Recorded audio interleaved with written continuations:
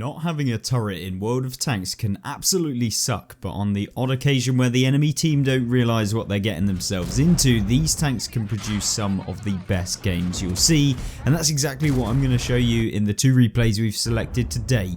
Make sure you keep a close eye on these games so you can have similar games as well. Now when it comes to non-turreted tank destroyers, there is one that always comes to mind, and that is the Tortoise. This tank is absolutely horrible for the enemy team to come up against because it just has absolutely everything that you could possibly want from a tank destroyer, at least apart from a turret, of course, and that is the key thing within today's video, and hopefully you guys will enjoy it, and make sure that you do like it if you do enjoy it throughout. But the key thing about this tank is that it has an unbelievable rate of fire, capable of being able to rip through the most heavily armored tanks in the game, whilst also being able to do it so consistently with its good accuracy, with its great gun handling, and obviously with a little bit of armor other than, of course, the cupola, which is horrible, and of course the flat sides, which people can pen if they just have ridiculous penetration. But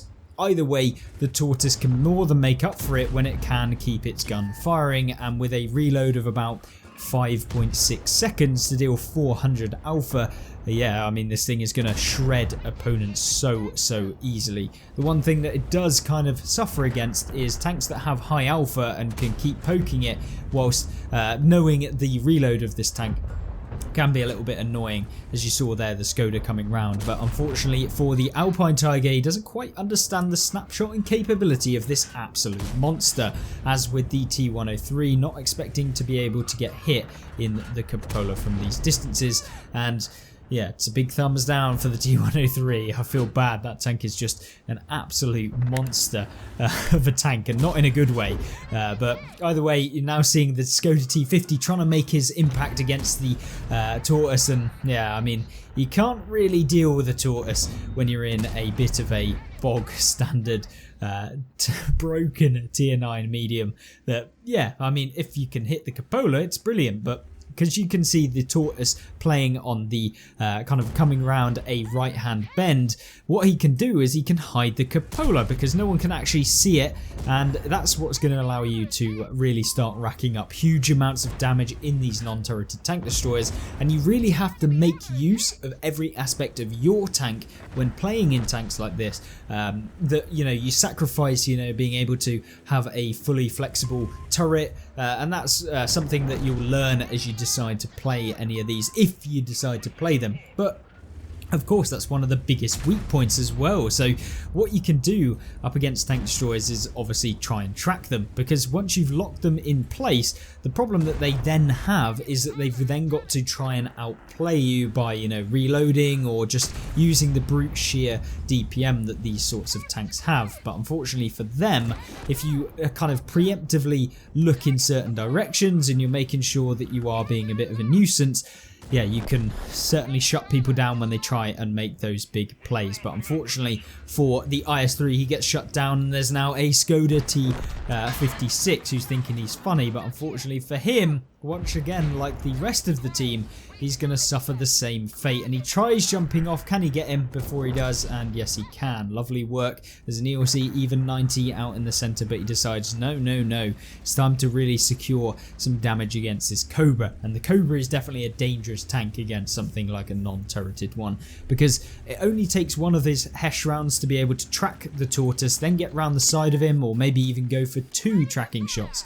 And yeah, with the Cobra's alpha and the devastating gun that thing can get if it kind of flanks around you, you're going to be at a significant disadvantage. But some really good play from the Tortoise here, and yeah, really nice replay so far. But it's not over yet. There is still 5,700 damage on the enemy team left, and he saw that he's using the super zoomed out mode that you can use within World of Tanks to see which direction the Cobra is looking like he's going to come from. And of course he does actually come from this way.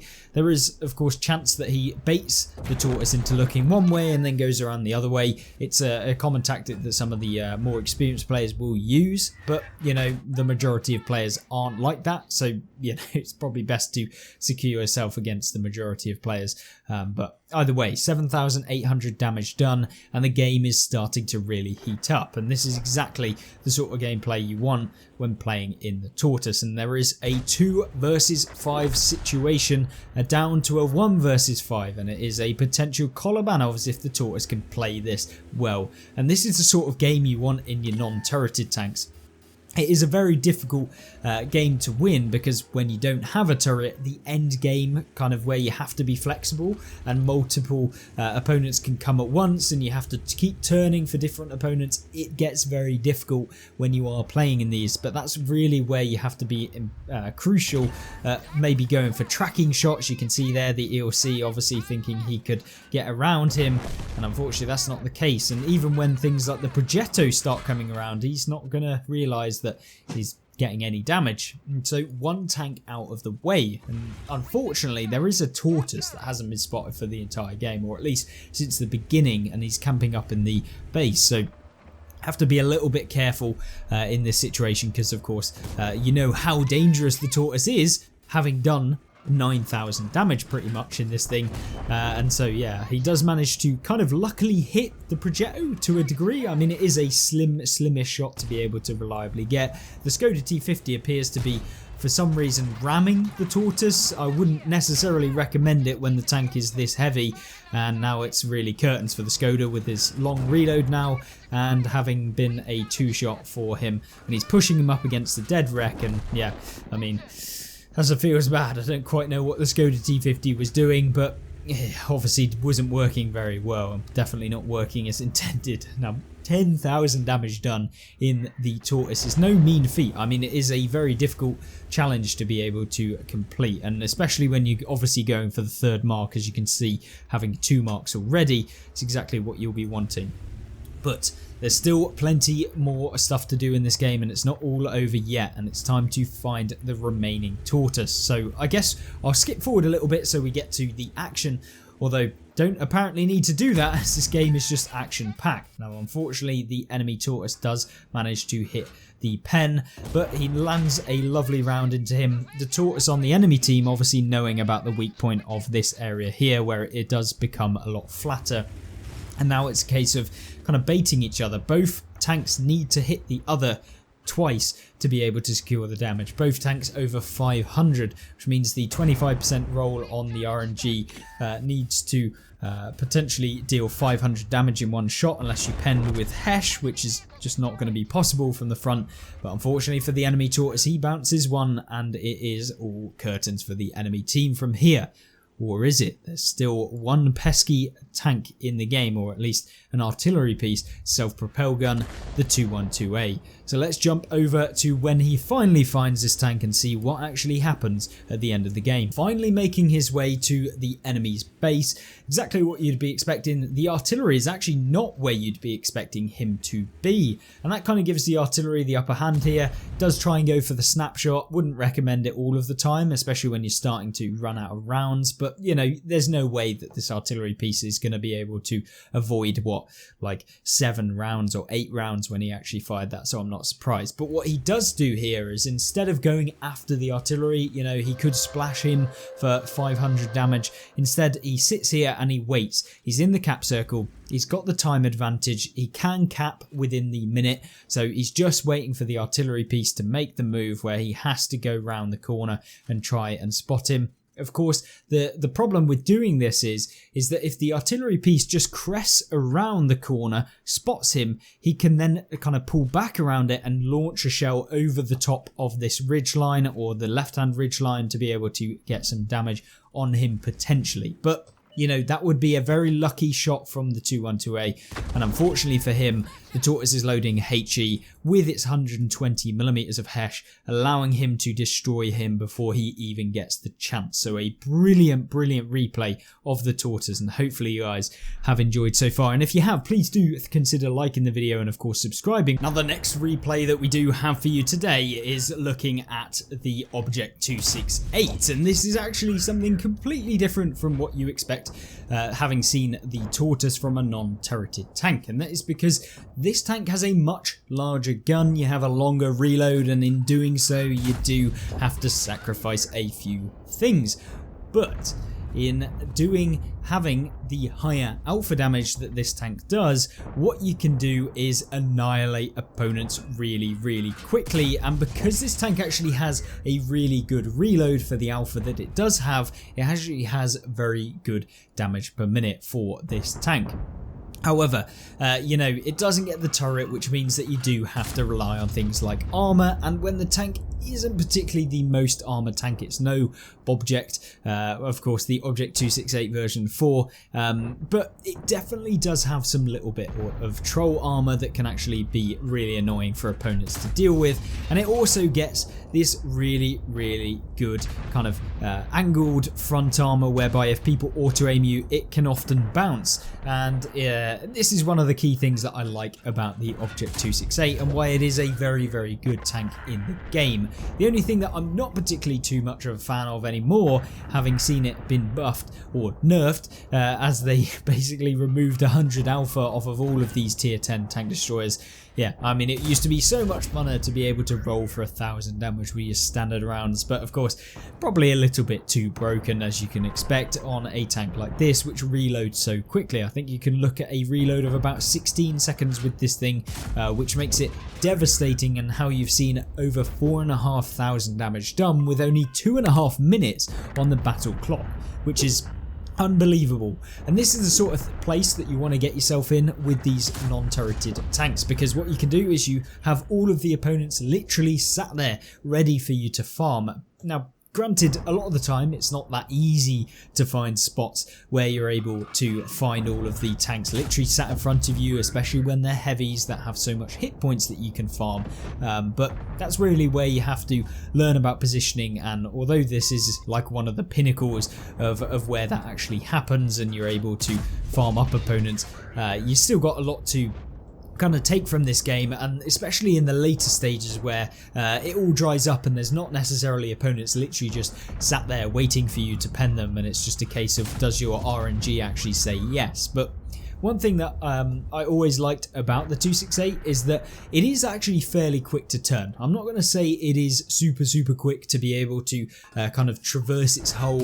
Of course, when you don't have a turret, having a traversable hull is something that is very important, and often you will find yourself in a bit of a pickle if you do find if someone does manage to track you, as with Tortoise, except this one is a little bit easier and you can pack a punch as well. So it's something that I've always enjoyed about the 268. But the key thing that I wanted to showcase about this replay is the later half of the game, because you've seen over 8,000 damage done just in this little short engagement. I mean, game's been done for about 5 minutes and over what, like 8,600, hoping to get the final shot on the AE. Not possible to do it. He's fully aiming on the UDES here, but it goes blasting into the ground. But don't worry, the T30 on the team does manage to save him. So this spot right here where you're seeing the Object 268 is a brilliant spot early game. The problem is it's a high risk, high reward spot. If you get spotted here, it's going to be curtains. I mean, people are just going to wreck you. There's no way of being able to kind of avoid being hit. But at this later stage in the game, the enemy team are capping. They're up by 1,500 hit points, and you've really got to now push and be a solid force to get in there and deal with things like the Jagdtiger, the T54 lightweight, which could pop up from any direction, and when you don't have a turret like this doesn't, it can be horrible. The Gorilla does get spotted, but he's safely securing the damage on the Jagdtiger, get him out the game, and then deal with the Gorilla.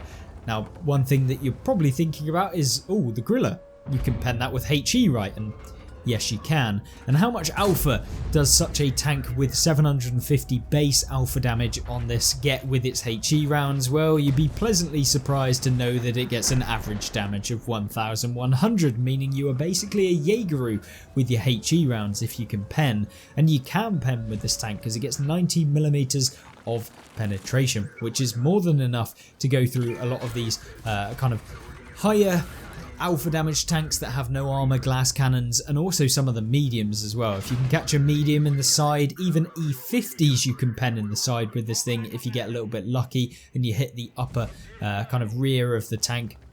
And you can also be able to pen any of the light tanks in the game you're going to be able to get. And of course, even if you don't manage to do that, you can still splash them for a decent amount of damage too, so you don't feel too salty if you don't manage to pen. So it's a brilliant way of kind of guaranteeing yourself some extra damage, but you do have to be a little bit careful. And of course, you have to get a little bit lucky with the RNG when you're throwing that dice in the RNG casino and hoping to be able to get away with it. But having done 11,000 damage, you'd be hoping that your team are going to be able to win. But, you know, as with all of these World of Tanks games where you start having the 10k, 11k, the 12k damage games, you often see that your team are just throwing themselves away. And unfortunately, the T30 on his team fails his way towards the T54 lightweight, which means now he has to carry at this moment in time. And with the gorilla now being spotted, will he actually fire? He does, and he doesn't manage to finish the 50 TP, which means he opens himself up to the 268 and he manages to shut him down for a little 539 damage roll. But there is still 2 tanks left on the enemy team, the STB and of course the T54. So what do you do in this scenario? Well, you've of course got to make sure that you are getting yourself ready for when the opponents do start to advance. And with the T54 looking like he's going to come over from this area here, or potentially make his way down through here to be able to get him, and with someone else in the cap circle, you'd be expecting that the STB is going to be somewhere over here in the bushes, probably just behind this house over here. So he pulls back, he's just waiting to be able to find out where they are, and they both get spotted at the same time. But don't worry, the STB bounces off of the back of this tank. But he is now exposed to the UDES 1516, who hopefully gets a shot. Yes, he does. 423 damage roll. But now it's time to play Ring Around the Rosie with a with one of those Japanese medium tanks who's definitely a little bit of a sauce monkey, but unfortunately the UDES doesn't manage to shut him down, but it doesn't matter because he's gone anyway, and the 268 manages to finish him off. So hopefully you guys did enjoy this high octane gameplay, and of course like and subscribe if you aren't already, and if you did enjoy, let me know what you thought was the most amazing bit of this. Was it the Tortoise or was it the 268? Yeah, let me know in the comment section down below which one you prefer, and thank you very much for watching. Goodbye.